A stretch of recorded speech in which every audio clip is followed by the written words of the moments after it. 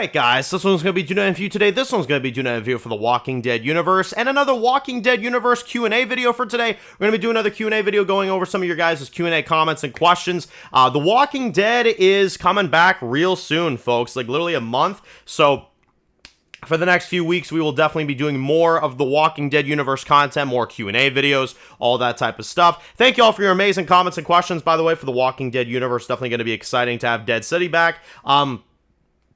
Hoping it's a good season, hoping it's exciting. We haven't had the Walking Dead universe in a long time, so I'm hoping they come back swinging, right? I hope they come back swinging. So, let's get into this here. Starting off with Walter, who says, Q&A, do you think some of the rumored stuff that's going to happen in Season 4 of Daryl Dixon, like the variant walkers, remnants of the U.S. military, Primrose team, etc., could be plot threads or have spill over to the Walking Dead rival series or revival series, union series that they're quote-unquote working on?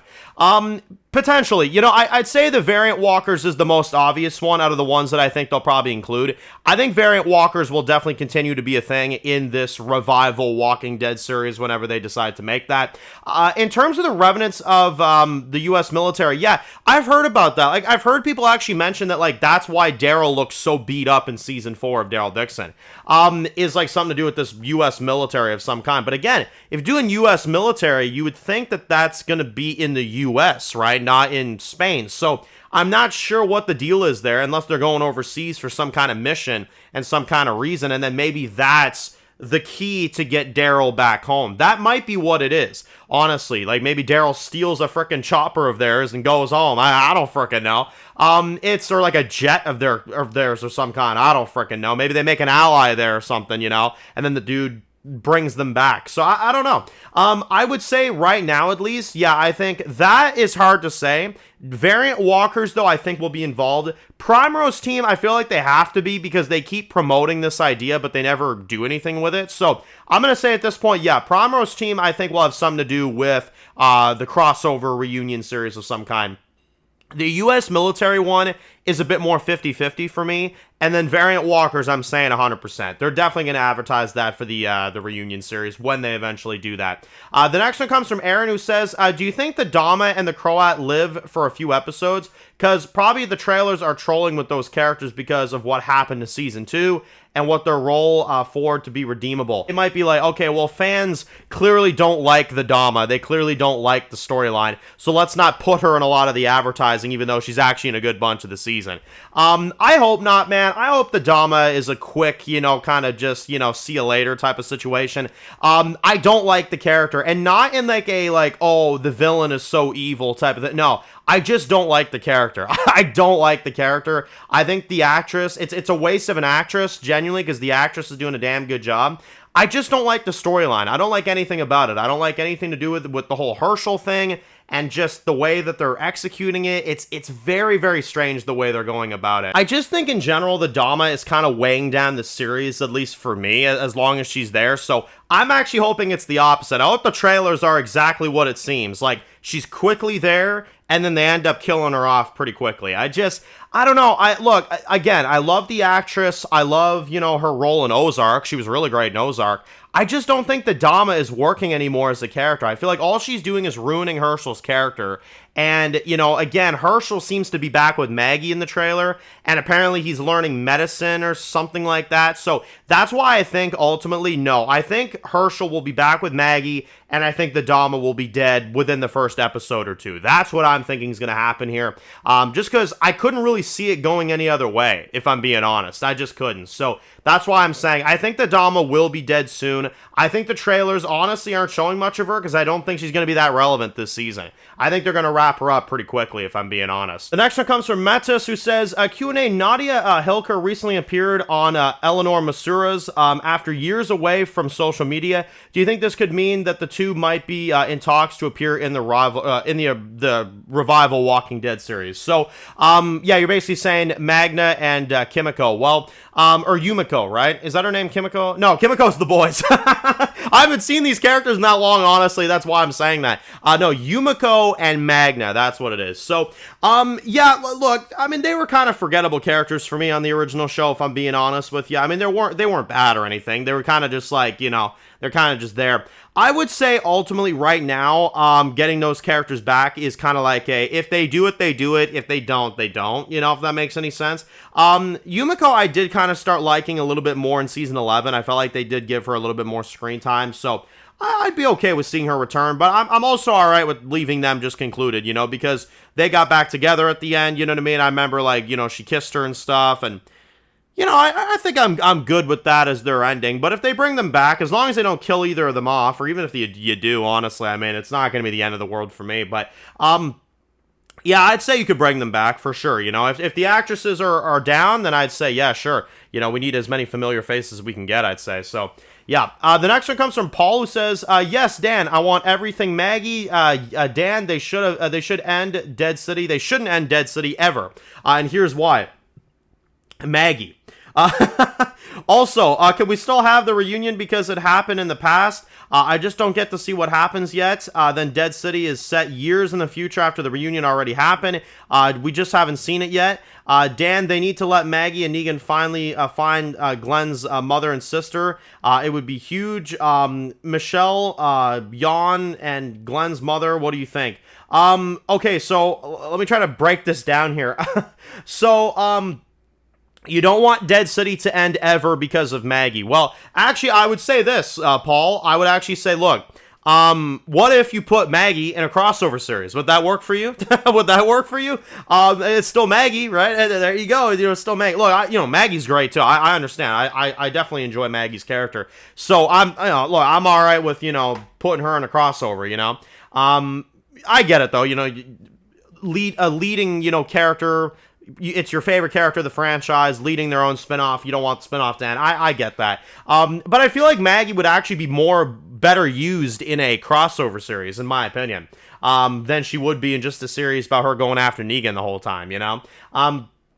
So, I mean, yeah. Now, you're also saying, do you think, like, we've already seen the reunion and it's already, like, before the events of Dead City and we just don't know it yet? Maybe, because Dead City's years in the future, but the way Scott Gimple's been talking, it sounds like he's going to try to make it to where when the timelines merge, it'll make sense. So, I'm thinking the crossover will just be after the timeline of Dead City. That's why I want Dead City to end, though, because I don't want them to get too far in the future to where it's like, you know, it kind of just creates a mess. You get what I'm saying? So, that's kind of the main issue there. And then I think you're asking whether or not Negan will find his family this season. I don't think he will. I think they're oddly going to forget about that storyline for now, and then whenever the final season of Dead City rolls around, whether that's season 4 or season 5 or whatever, you know, I think Negan will find his family by that point, and then they'll kind of just have, you know, a final interaction, and then that'll just be the end of it. So, yeah, that's what I think will happen there. And the last one comes from the Filming Daniel, who has a very informative comment here that I wanted to go over. This is another thing Gimple mentioned in the interview, that the 10-episode idea would have benefited the show more. He said that Beale might have had a potential centric episode, which I think would have definitely been a change of direction in the plot, but if not, it gives more character than just Rick and Michonne's point of view, but it frustratingly, in a good way, gave Beale an hour of screen time, and more scenes of his character before his death scene. And if it was still planned that he'd be killed by Rick, at least it would have been developed that the villain make him an actual villain character and give him something to do in the actual Ones Who Live. He has around 15 minutes of screen time doing nothing but just walking and talking about, sitting at his desk, and it sucks using the sword against Rick, which is the only time we actually see him with his sword. I'm also wondering if that episode would have mentioned his son from World Beyond, of course, which we know about, because there was never any mention of, in the Ones Who Live, that Beale had a son. Even though in the World Beyond, they made it very clear that General Beale did have a son, and Beale was a big leader. And his son was a major part of Season 2 of The Walking Dead World Beyond. Exactly. And that's the thing, Filming Daniel. I think that's exactly the problem with what happened here, is that they decided to go lazy because there was a writer's strike, and they decided not to take their time with it. And I think, you know, getting an episode with General Beale where it was entirely focused on him and getting to see, imagine seeing his perspective of Operation Cobalt. You know what I'm saying? You got a gold mined ideas and you're just walking away from it. You know what I mean? Like, I 100% think they should have taken some time. You know, I got some comments from you guys on that video, And a lot of you guys agree that they should have just waited. They should have waited another year or two. Look, GTA did it, you know what I mean? And look what they're coming out with. You know, they're coming out with some great stuff now. You know, I'm telling you, that's what The Walking Dead failed to do. They rushed it out too quickly, and they just thought that, oh, well, fans will love it because it's Rick and Michonne and nothing else matters. It's like, no.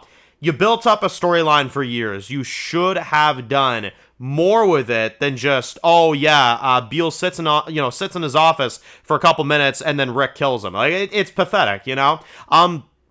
So no, I get that. I get the problem with that 100%. You know what I'll actually say, Loki, about all this, and I think it's the biggest issue I have with it is, I think in general you're looking at something that has a lot of potential here with Beale. You know, a great actor, Terry O'Quinn, great potential for a villain, great rivalry with Rick, and then they just didn't do anything with it. It didn't go in any kind of a good direction, and it's sad because it could have, you know what I mean? It definitely could have. So, yeah, no, it's unfortunate. What you gonna do, you know what I mean? It is unfortunate to hear what it could have been, though.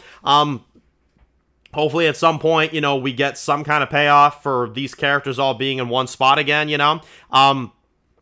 It would have been nice to get a General Beale backstory, but, you know, it is what it is. A lot of people said, though, they're like, Dan, like, 10 episodes would have been good, but, like, that still wouldn't have been enough. Like, we should have gotten 2 seasons. And, you know, no, I ultimately agree. I think we should have at least gotten 2 seasons of The Ones Who Live. But, you know, again, that's probably just scheduling issues with Andrew Lincoln, probably. But if they would have had him sign on here for 10 episodes, he would have been down to do 10 episodes. So they should have done that. No, they absolutely should have. But it is what it is. In terms of what they do next, yeah, no, I have no idea. I don't know what they'll do if they do eventually do Primrose Team as the main villain of this, you know, Walking Dead revival series. If that's the villains, if it's just straight up the frickin' like U.S. military that we're going to be seeing, or if it's anything to do with the variant walkers and maybe something to do with that, you know. I don't know what the threat will be for this reunion series. Again, that's why I wish they didn't, you know, blow it with the CRM as quickly as they did, because that, to me, was the final boss of The Walking Dead. But they, you know, for some reason, they decided it wasn't. And I'm like, okay, you know, I don't know. Now, again, as well with filming Daniel, what he mentioned here about General Beale's son. Yeah, that's another plot hole that Ones Who Live did. In The Walking Dead World Beyond, they made it very clear that that was General Beale's son, right? And he was going up against Iris and Hope and all the rest of them, those dumbasses. And essentially, you know, we found out about it. He was some dumb kid. But dumb kid or not, I don't know if they decided to retcon it because the kid sucked. I don't know. I mean, maybe that was the idea. But either way, that was his son. So again, like, what happened to General Beale's son? Are we ever going to get an answer on that? I don't know. I really have no idea. So it's weird. It's a really weird one. I'm not exactly sure what happened, but sadly, we'll probably never know. That is unfortunate, though. We probably would have had a backstory on him. We probably would have had all this stuff. Probably would have seen Cobalt from his perspective. I mean, damn, man. No, The Ones Who Live is seriously a missed opportunity. It becomes a bigger missed opportunity every single day. It really does. So, I don't know. It's unfortunate. But anyway, thank you all for your amazing comments and questions, guys. Let me know your thoughts down below, of course. And if you're new to the channel and you enjoy videos like this, make sure to click subscribe so you don't miss any of the videos. Make sure to follow me on Dan's Reviews Official on Instagram, guys. And, of course, I'll see you guys really soon for more videos very soon. Enjoy the rest of the day, guys, and peace out. Born in the dark alleys, city of concrete. Dan's reviews blowing up, never taste defeat. Walking Dead dissected every plot twist beat. World gone mad, TV junkies did a treat. Typing up scripts, marathon through the night. His opinions hit harder than a straight fight scene. Every episode, brain sharper than a knife. He's the beacon of critique, shedding TV light.